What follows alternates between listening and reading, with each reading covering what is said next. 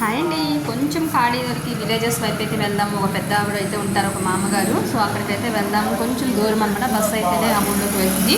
So bus కోసం అయితే wait చేస్తే వీళ్ళైతే కనిపించారు ఇక్కడ. వీళ్ళకంటే ₹5 ఇస్తే సరిపోవంట.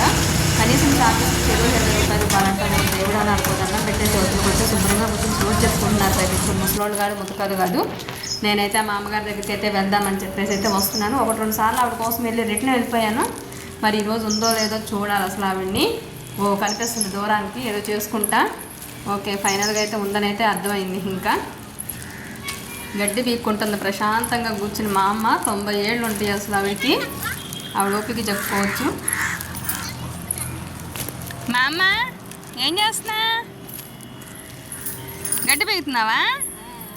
అవునా, ఎండలో పీకుతున్నావేంటి? అసలు గడ్డి లేదుగా. ఇంట్లో పని అయిపోయిందా? పని అయిపోయిందా?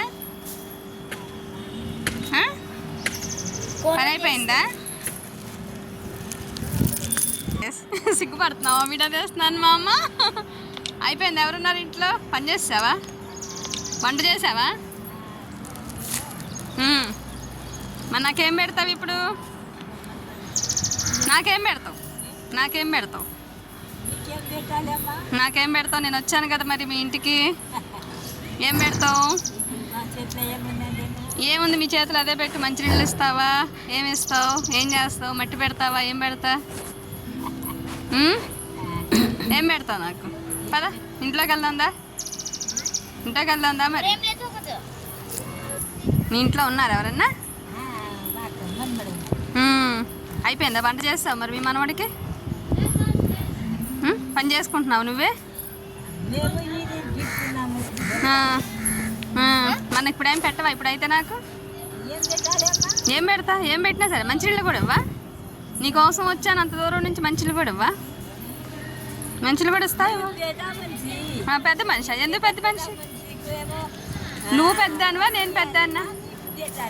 నువ్వు పెద్దదానివా నేను పెద్దన్నా? పెద్దవాళ్ళు అంటే ఎందులో గొప్ప, ఎందులో పెద్ద? వయసులో పెద్ద చిన్న చూడాలి. రూపాయిలో కాదు, ఇంకోట్లో కాదు, చదువులో కాదు. అవునా? ఇంత కష్టపడి చేసుకుంటున్నావు 90 ఏళ్ళు వచ్చి. నీకంటే గొప్ప వాళ్ళు ఎవరుంటారు చెప్పు?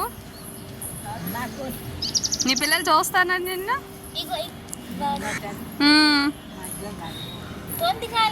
నీకోసమని పోయినసారి వచ్చి వెనక్కి వెళ్ళిపోయా నువ్వు లేక.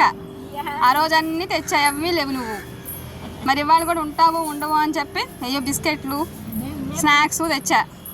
మరి తీసుకుంటావు మరి? లేకపోతున్నావు. ఎట్ట వండుకున్నా ఎట్ట చేస్తున్నావు? ఏం చెయ్యాలమ్మా? మళ్ళీ గడ్డి పీకుతున్నావు. గడ్డి లేకుండా గడ్డి పీకుతున్నావు కూర్చుని.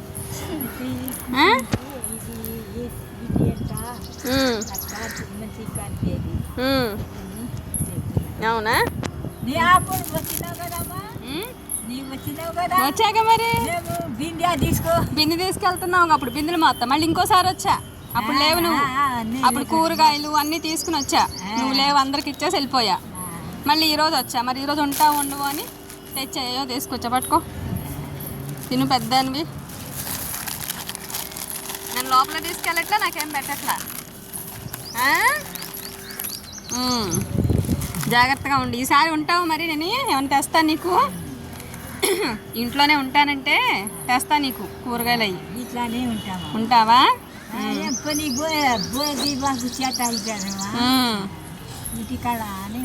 సరే, జాగ్రత్తగా ఉండు మా అమ్మ. జాగ్రత్తగా చేసుకో, సరేనా?